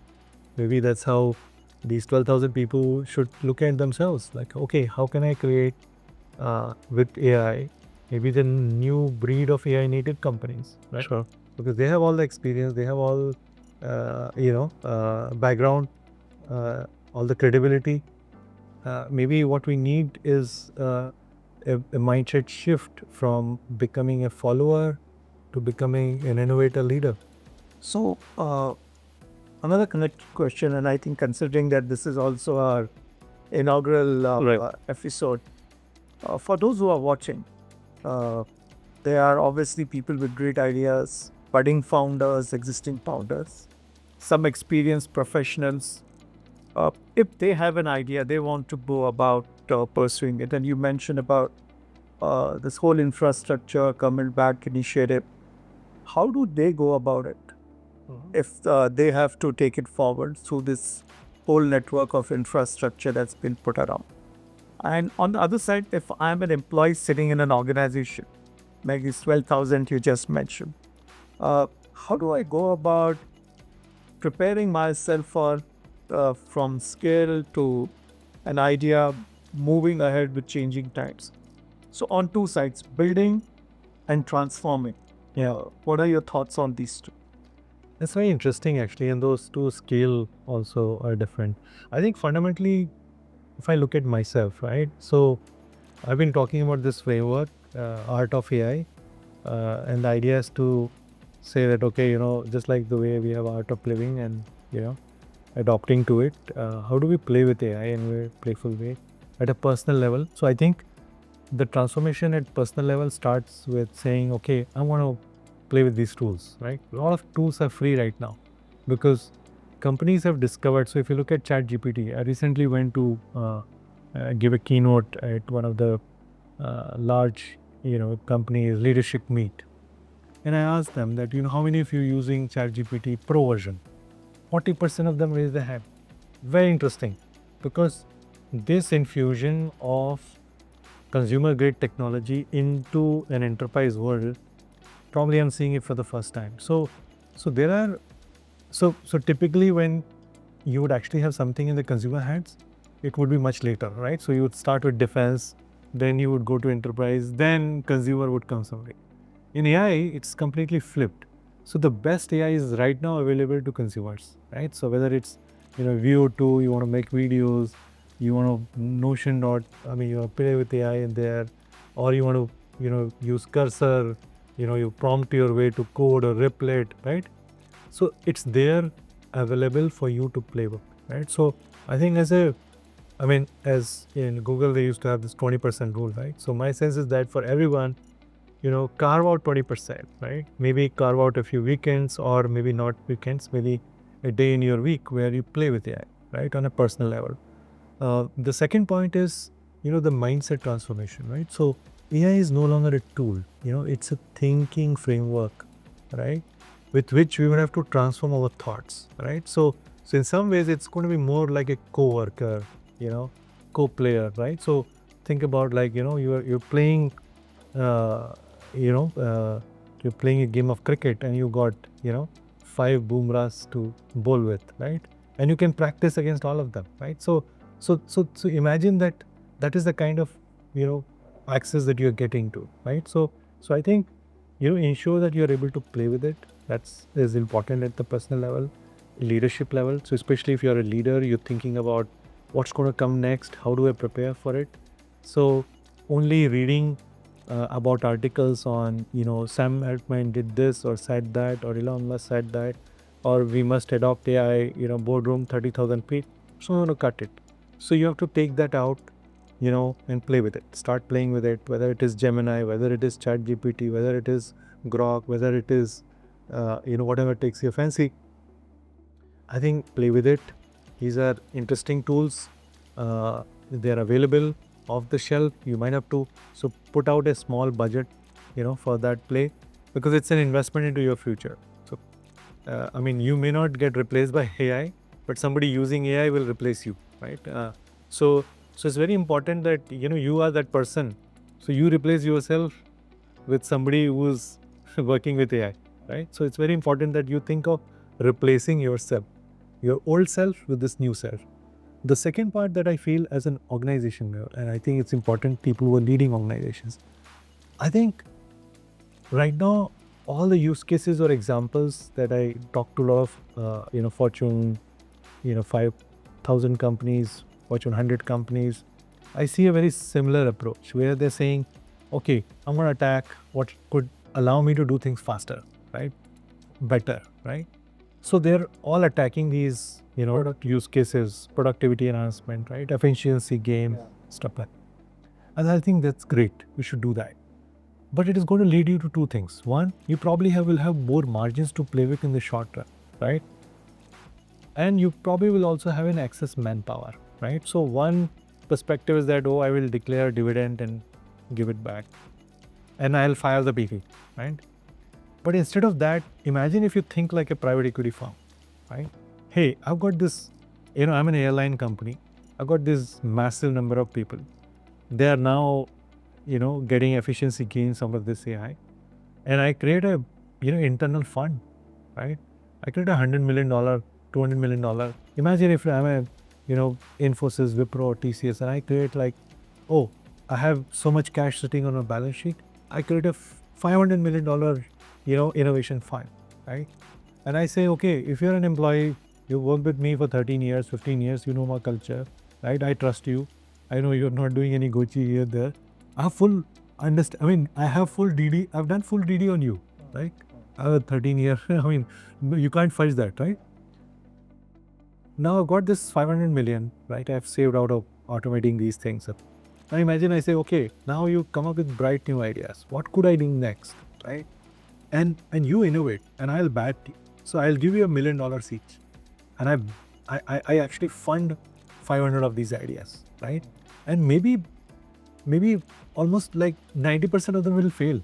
That's fine, but the 10% that will succeed, right? Is that will prove your way, the window to the world, right? So if you look at a company like Blockbuster, right? You don't remember that name because it doesn't exist, right? It's gone. Why? Because they failed to innovate. They were great. I used to, all Likewise, yeah. might have been a customer, right? But, they all got replaced by Netflix, right? Kodak, BlackBerry, right? Yes, we're all wearing BlackBerry was a science at a point of time, right? So imagine, when if you're able to park surplus capital and surplus manpower and let them loose, and maybe all of them would have to create innovation programs for their employees and think of them as assets with that depth of domain knowledge which nobody else has got, right? If you're coming from, let's say, Kotak, right? Now the Kotak Bank, the guy who's worked in 10 years, 15 years, he knows every single point in which the banking system will fail or will probably, collapse or will work really well, right? Now that kind of a guy is an asset, right? So imagine if you arm him with $1 million and say, okay, go, create the next, maybe create the next AI bank. Yes, maybe 100 out of 190 will fail, but the 10 that remain may create something very interesting. And so that's where, if you look at it, Google has done a phenomenal job. They were the first one. In 2014, they reorganized themselves as Alphabet, right? And I created a slide out of that, and I was like, wow, people are not recognizing what Google has done. Because imagine out of their self-driving efforts, Waymo came out, right? Today, it's going to be a large business, right? Massive business.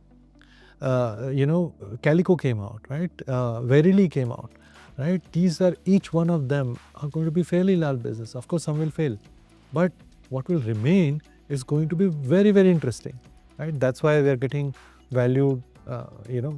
If I were NVIDIA, that's what I would do. I would actually say, okay, here is $1 billion. I'm Jensen Huang. I've got $1 billion. I have all these employees, which are probably right now sitting idle because they've got these, millions in their bank account, thanks to all the ESOP gains. Go create the next wave. Awesome. So I want to connect this back to three things that you speak about in terms of mindset shifts, right? First is you speak about learning to learn, right? And that's the thing that you were speaking about. Be an experimenter, get your hands dirty, do something with it. AI is not a spectator sport. You have to get involved. That's the first point you made. The second I think you are making now is, as organizations, how do you move from a scarcity mindset to an abundance mindset? So what you're referring to here is, okay, if I'm going quarter to quarter, I'm obviously operating in a fixed mindset kind of a model, to having certain a different mindset where you say, I've got the people, I've got the capital, what is it that I can produce that's groundbreaking? Yeah. And if you look at, in some cases, I may not like what, Mark Zuckerberg is doing, right? I mean, really hiring the top talent and poaching it. I mean, definitely he's making people who are at Meta, feel Less valued. undervalued, whatever, But in some sense, he's actually putting bets on people. And that's actually very interesting. Maybe that's what every large company needs to do.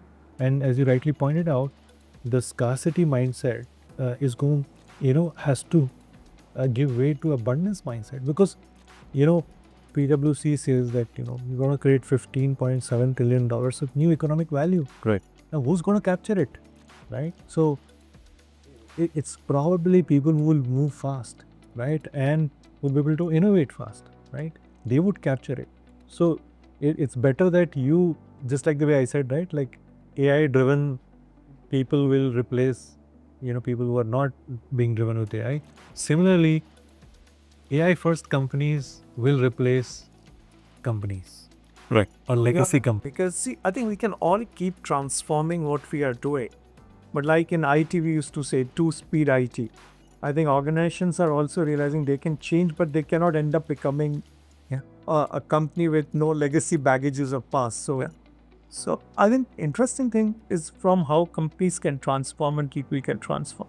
But my second question was on, now look at, there are people who have these brilliant ideas. Right. Because we always take pride in that India is startup nation. We want to encourage people coming out with new ideas.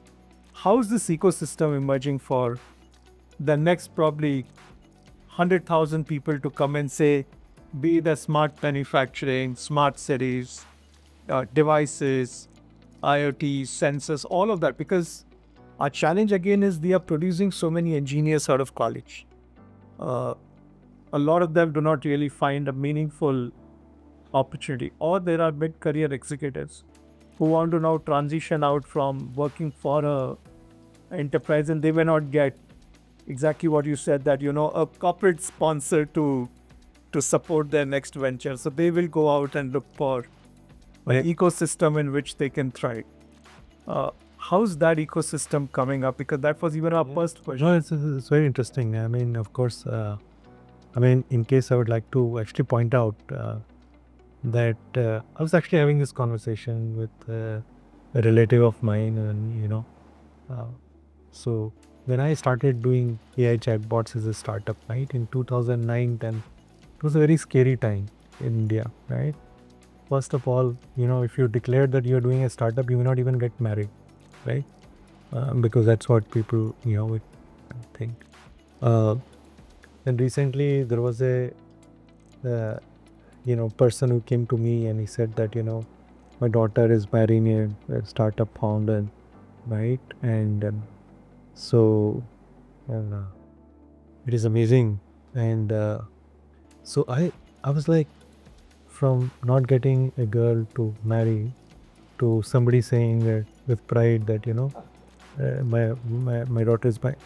We've come a long way, and I think maybe a lot of credit has to be given to Prime Minister Modi ji. He really puts it that startup India, right?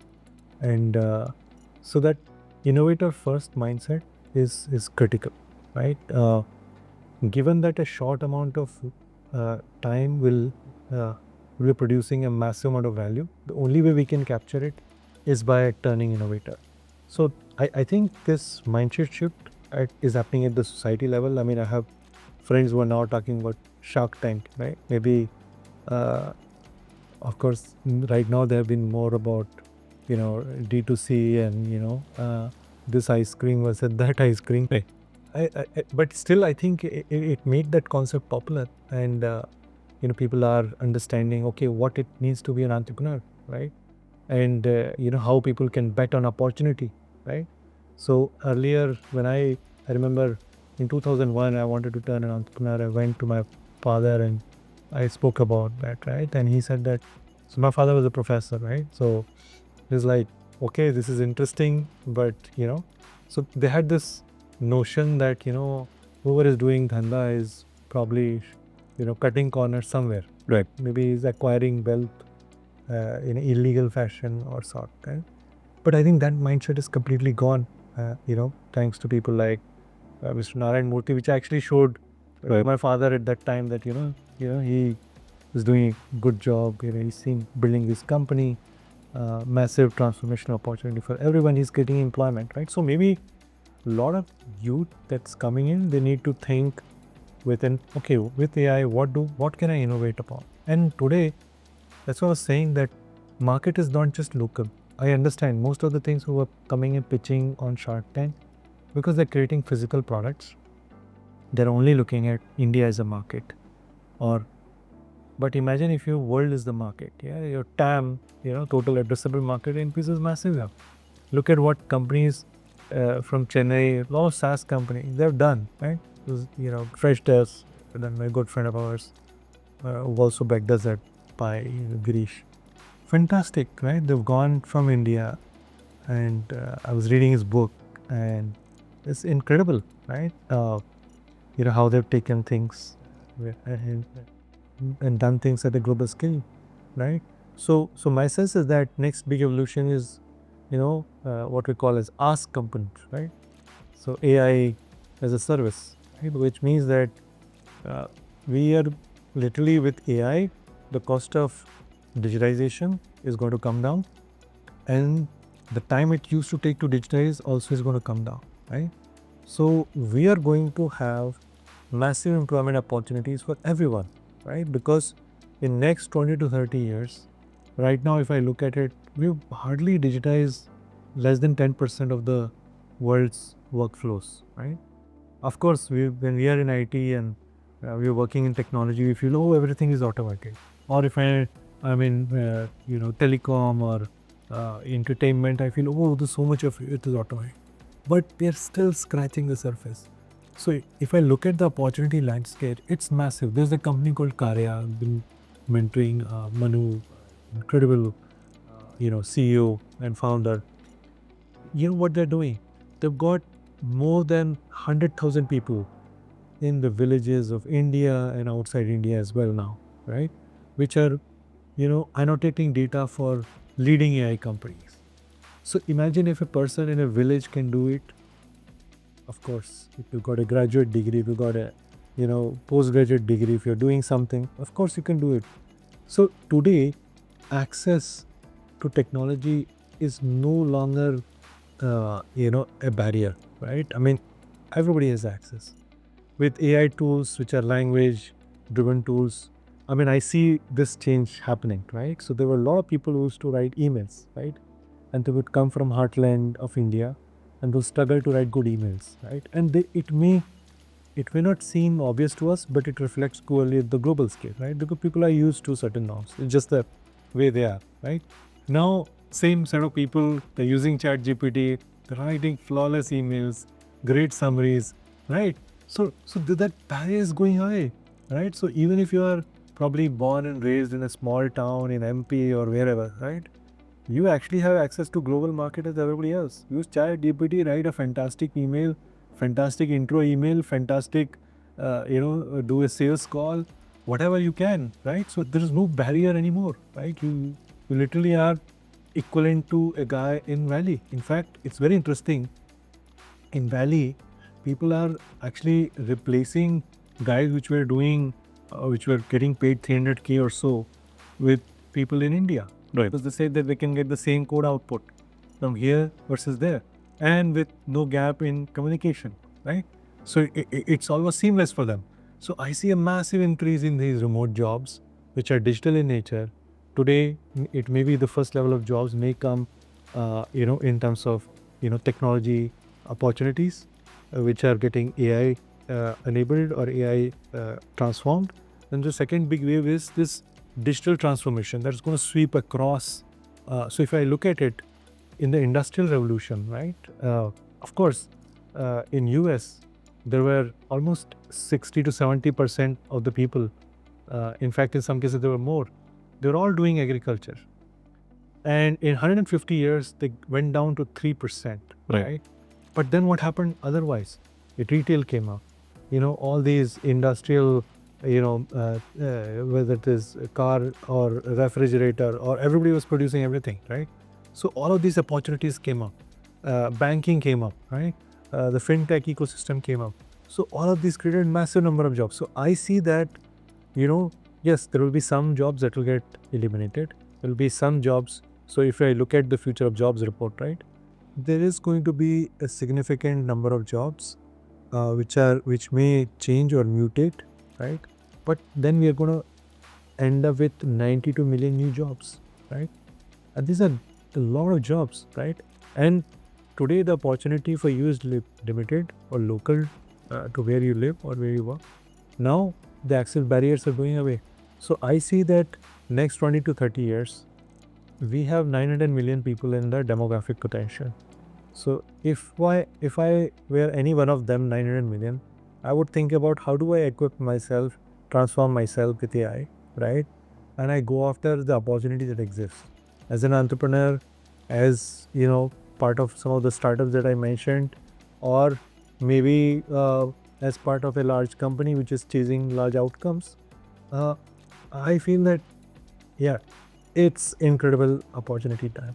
So in a nutshell, you're saying we'll not all be partying in the Bahamas where we get universal basic income, right, where everything else is done by AI, but you're painting a picture where because of universal basic intelligence, we all get empowered to do things better, things that we are passionate about. So we'll create new jobs, right? New opportunities are bound to come. Yeah, I mean, how long you can party in Bahamas? Right. You get massively hungover. Right. Bahamas, You might die of drug overuse. all your senses giving you prompt, it's time to leave the Sure. Yes, you're right about that. That I think my sense is that I think we'll all go over a period of next 20 to 30, maybe 40 years from working with that scarcity mindset in terms of, oh, I need to earn money, so I'm working, to maybe working with a choice. Hey, this is something that I really love. Okay, I want to work on that, right? This is something that I'm deeply passionate about.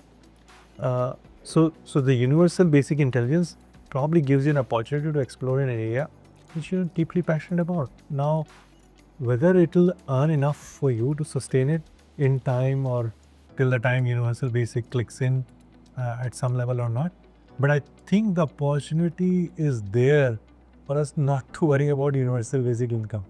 I think the opportunity is there for us to worry about universal basic intelligence. Awesome. So I know we've been speaking for about 2 hours now. So maybe a couple of questions, Deepak, if you have any questions. But I do have one question for you. What's that one thing that you wish we had asked you? That's an interesting one. But actually, I will turn that around. Okay. I'll actually ask a question that they should actually ask. So if you have access to ChatGPT and you've been playing with it, write a prompt saying that, tell me about something that I may not know about myself. Okay. Write that as a prompt, put that in a ChatGPT and see what comes out. And the answers may actually surprise you. That's self-awareness in a way coming through AI. Good. So I think that brings me to a question just connected to that. From human consciousness, to AI consciousness, right? I think, and you spoke about it. We all are so unique in terms of our culture, our belief, our background, region, language, whatever. I mean, that's what makes us all unique, right?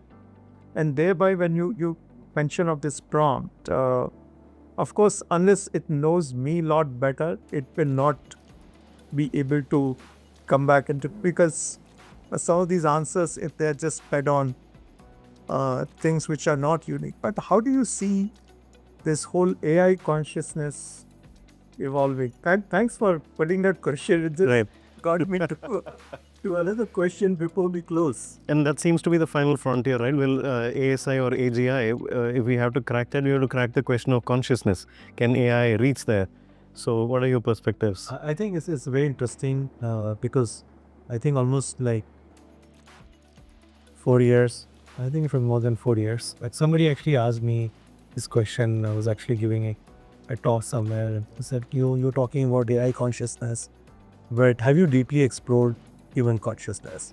And that set me thinking that yes, I haven't actually had a chance to deeply explore that. And so I found out a Hatha Yoga teacher. I said, I really want to see what lies beyond the mind, and incredibly grateful to all the great teachers that I've found since that, who were, helping me in this journey. I recently came back from a 3-day, camp with some of the best meditators that I could actually have access to. And, it was really eye-opening for me because, frankly speaking, we have actually explored less than 3 or 2% of our own potential.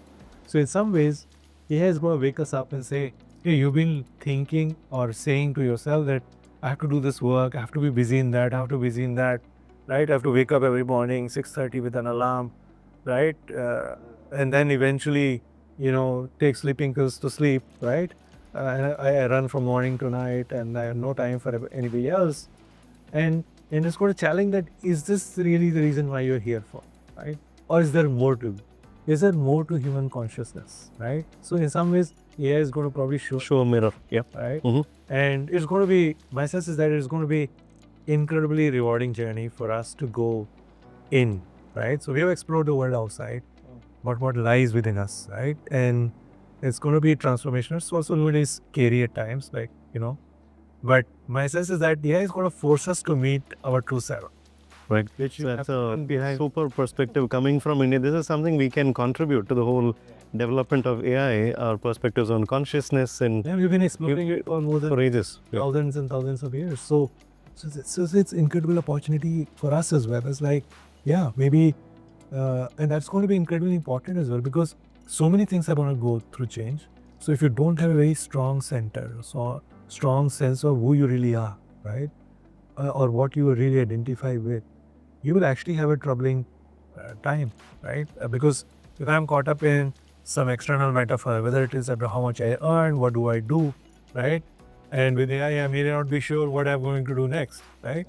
Maybe I would be off to a new adventure. I don't know. But I think today we derive so much of structure and meaning in our life from work, right? Maybe that structure and meaning will come from our true self in maybe 15, 20 years, 30 years.